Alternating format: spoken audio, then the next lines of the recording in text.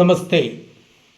രാമായണത്തിൽ താടകവധം എന്ന ഭാഗം, അത് വിശ്വാമിത്ര മുനി രാമലക്ഷ്മണന്മാരെ സരയൂ നദി കടന്ന് താടകവനത്തിലേക്ക് പ്രവേശിക്കുമ്പോൾ വിശ്വാമിത്രൻ പറയുന്ന ഒരു ഭാഗമുണ്ട് രാമായണത്തിൽ, അധ്യാത്മരാമായണത്തിൽ.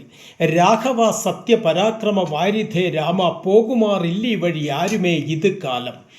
കാടിത് കണ്ടായോ നീ കാമരൂപിണിയായ താടക, ഭയങ്കരിവാണിയിടും ദേശമല്ലോ. അവളെ പേടിച്ചാരും നേർവഴി നടപ്പിയില്ല, ഭുവനവാസിജനം ഭുവനേശ്വര പോറ്റി, കൊല്ലണം ഇവളെ നീ വല്ല ജാതിയും.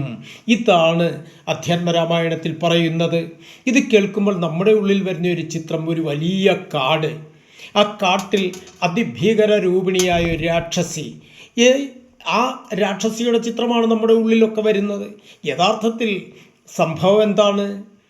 ഈ രാമലക്ഷ്മണന്മാരെ ചൂണ്ടിക്കൊണ്ടാണ് പറയുന്നത്, കാടിത് കണ്ടായോ നീ കാമരൂപിണിയായ താടക, ഭയങ്കരിവാണിയിടും ദേശമല്ലോ. കൗമാരം കടന്ന് യൗവനത്തിലേക്ക് കാലെടുത്ത് കുത്തുകയാണ് രാമലക്ഷ്മണന്മാർ. ആ രാമലക്ഷ്മണന്മാരെ ചൂണ്ടിക്കൊണ്ടാണ് പറയുന്നത്, ഈ കാട് നീ കണ്ടോ? അതായത് യൗവനമാകുന്ന കാട്ടിലെ താടക ആരാണ്? കാമരൂപിണിയായ താടക, അതായത് കാമത്തിൻ്റെ രൂപത്തിൽ വസിക്കുന്ന താടക. അവളെ പേടിച്ചാരും നേർവഴി നടപ്പില്ല. അതായത് സ്വാത്വിക മാർഗത്തിൽ ജീവിക്കാൻ ആഗ്രഹിക്കുന്ന ഒരു വ്യക്തി ഏറ്റവും കൂടുതൽ ഭയക്കുന്നത് കാമമാകുന്ന താടകയാണ്.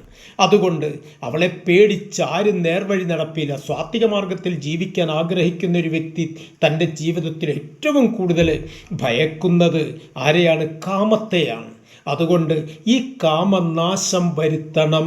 സർവ്വ ദുഃഖങ്ങൾക്കും കാരണം കാമമാണ്, അതായത് ആഗ്രഹമാണ്, ആ ഇച്ഛയാണ്. കാമത്തെ നശിപ്പിച്ചാൽ മോക്ഷപ്രാപ്തി നേടാം എന്ന് പഠിപ്പിക്കുന്നു വിശ്വാമിത്രൻ രാമായണത്തിൽ. ഈ കഥാഭാഗത്തിലൂടെ നമുക്ക് എല്ലാവരും ഇതറിഞ്ഞ് ജീവിക്കണം. എല്ലാവർക്കും നമസ്തേ.